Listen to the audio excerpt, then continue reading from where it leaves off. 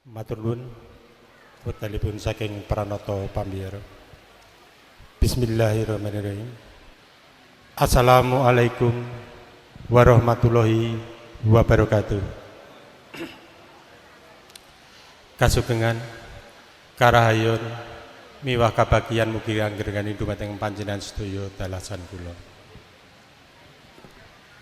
Dumateng Bapak Wahyono Eka Purnomo, Ibu Sri Murtanti ingkang winantu ing karahayon, saha Bapak Suparwanto ingkang kapiji saking panjenenganipun Bapak Wahyono Eka Purnomo ingkang dahat kinurmatan.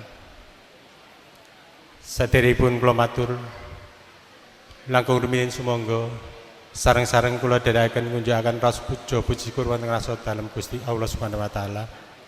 Langkung-langkung dumateng kula pribadi saha rombongan pangarak penganten kakung ingkang saking gedungan Colomadu Karanganyar pinarak wonten dalem payuhan mriki kanthi wilujeng kalis ing rubeda nir ing sambikala. Dumateng Bapak Suparwanto ingkang kula dahat kinurmatan, kula mriki minangka talangatur saking Bapak Dakriman Ibu Musinem ingkang dados matur punapa dados wigatos ing pisuwan kula wonten dalem payuhan mriki.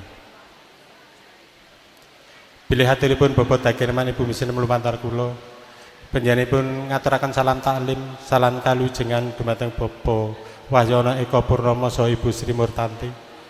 Kanthi pepuji mugi-mugi keluarga ageng Bapak Wahyono Eka Purnomo tansah pinaran kanugrahanipun Gusti Allah Subhanahu wa taala.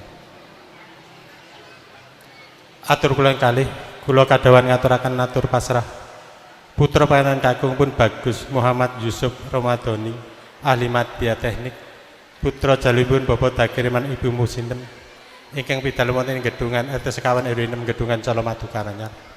Kaaturaken dumateng Bapak Wahyono Eka Purnomo saha Ibu Sri Murtanti sumangga badhe hamiwaha wisuda kaliyan putra putrinipun ingkang seselipun Roro Ayu Silvia Desiana sarjana akuntansi.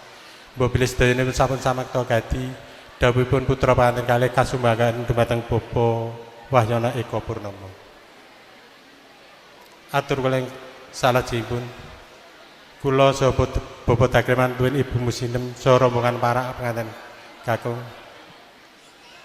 sawanipun boten beta napa-napa namung beta brayat ingkang kathahipun boten kantenan. Sedaya kala anumung badhe nderek engestreni saha paring pepuji mugi-mugi dawuhipun putra panganten kalih saged kasembahan kanthi wilujeng kalis ing rubeda nir ing sambikala. Saha anggenipun lumban wonten madraning rati ing samangke saged dados keluarga ingkang sakinah mawaddah warahmah. Saha anggen kula suwantuin rombongan pangarak penganten kakung kirang subasitanipun saha kirang trapsilanipun kula minangka talang basa nyuwun agunging samudra pasama. Lan mbok bilih anggenipun pasamuan wonten ing dalu pininging samangke sampun purna, kula saha Bapak Dakriman tuwin Ibu Musinem tuwin rombongan parak penganten kakung badhe nyuwun pamit.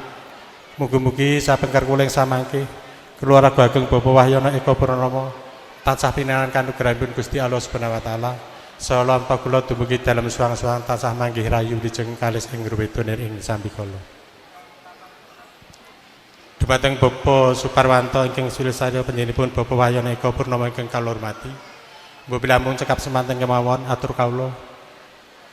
Mbok bilih anggen kula matur wonten ing dalu punika tasih kathah cicir cawiting atur kawula saha kula nglenggana bilih anggen kula nata basa kirang tumata awit kiranging pangatosan kula pribadi saha Bapak Dakriman tuwin Ibu Musinem tansah mawantu-wantu nyuwun agunging samudra pasama. Wasana wedal kula terwaksul dumateng pranata pambiyara. Pinututing atur kawula akhir kalam wassalamualaikum warahmatullahi wabarakatuh. Para kakung sapa